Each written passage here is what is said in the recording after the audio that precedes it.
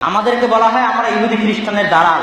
ছোটবেলায় আমার মনে আছে, ছোটবেলার কথা বাদ দিলাম, গতকালকের কথা, গত পরশুদিনের কথা, আমি বাড়িতে প্রবেশ করেছি, সালাম দিতে ভুলে গেছি। আমাদের রাজশাহী উত্তর নওদাপাড়ার বাড়িতে প্রবেশ করেছি, আমি সালাম দিতে ভুলে গেছি, আসসালামু আলাইকুম বলতে ভুলে গেছি। আমি দারুল দেওবন্দ থেকে দাওরায়ে হাদিস ফারিক করেছি, মদিনা বিশ্ববিদ্যালয়ের হাদিস ডিপার্টমেন্টের ছাত্র। আমার মা মদিনা বিশ্ববিদ্যালয়ের ছাত্রকে বলছে, দারুল দেওবন্দ থেকে দাওরায়ে হাদিস পড়া ছাত্রকে বলছে যে তুমি কেন সালাম দিয়ে বাড়িতে ঢুকলে না? কথা আমার বুঝতে পারেননি? গতকালের ঘটনা, কেন আমরা ভুলে গেছিলাম। বলে আর যেন ভুল না হয়, সালাম দিয়ে ঢুকবা। কথা কি আমার বুঝতে পারছেন? কেন বলেন তো? আল্লাহর রাসূলের সুন্নাত তাই। কার জন্য বলেন তো? আল্লাহর রাসূলের সুন্নাত তাই। শাইখ আব্দুর রাজ্জাক বিন ইউসুফ বহুদিন আপনাদের সামনে বলেছেন যে আমার বাড়িতে আসেন, 3 দিন কেন, 3 মাস কেন, 3 বছর কেন, 3 যুগ থাকেন। 3 যুগ থাকার পর যদি আমার বাড়িতে ইসলাম পালনে কোনো কমতি বুঝতে পারেন, পর্দার কোনো ব্যাঘাত বুঝতে পারেন, তাহলে আমি আব্দুর রাজ্জাক জাতির সামনে আর কোনোদিন কথা বলবো না। বহুদিন এই কথা আপনাদের সামনে বলা আছে। কেন? রাসূলের সুন্নাত আমরা মানার চেষ্টা করি, পারিবারিক ভাবে চেষ্টা করি। আমরা নাকি রাসূলের সামনে গোস্তাখ করি, আমরা নাকি ইহুদি খ্রিস্টানের দালাল। ছোটবেলায় মনে আছে আমার কথা, আব্বু একবার, প্যান্ট শার্ট পরিধান করা জায়েজ, এতে কোনো সন্দেহ নাই। আমি আমার আম্মার ব্যক্তিগত কথা বলছি, আমার আম্মার। আব্বু একবার আমার জন্য একটা প্যান্ট কিনে নিয়ে এসেছিল ছোটবেলা। তো আমার আম্মা ওই প্যান্টটা আগুনে জ্বালাই দিয়েছিল। আজকেও যদি আমি প্যান্ট শার্ট পরি তো আমার আম্মা বাড়িতে ভাত খেতে দিবে না। কেন? আমার আম্মা মনে করে যে প্যান্ট শার্ট হচ্ছে ইহুদি খ্রিস্টানদের পোশাক। কথা কি আমার বুঝতে পারছেন? আজকে আমি প্যান্ট শার্ট পরলে আমার বাড়িতে আমার মা খাওয়া বন্ধ করে দিবে। কেন? আমার মা মনে করে যে প্যান্ট শার্ট পরে ইহুদি খ্রিস্টানদের পোশাক, আর তুমি বলো আমরা ইহুদি খ্রিস্টানদের দালাল। কথা বুঝতে পারছেন?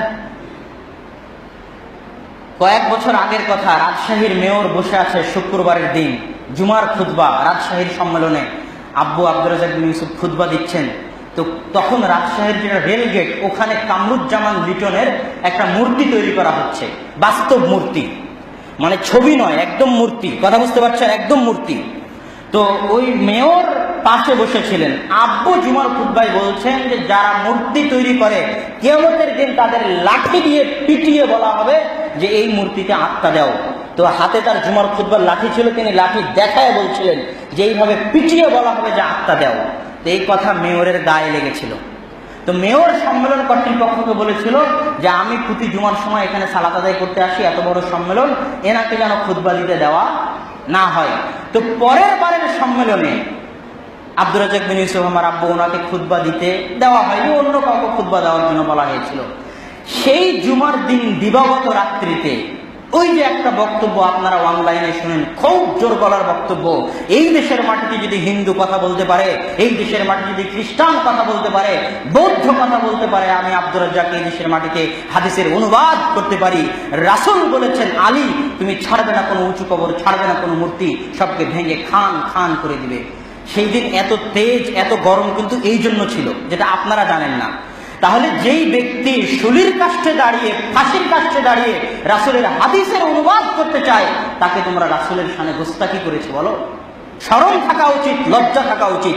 এই দেশের মাটিতে যদি রাসূলকে সবচেয়ে বেশি কেউ মহব্বত করে থাকে, তাহলে আমরাই করি।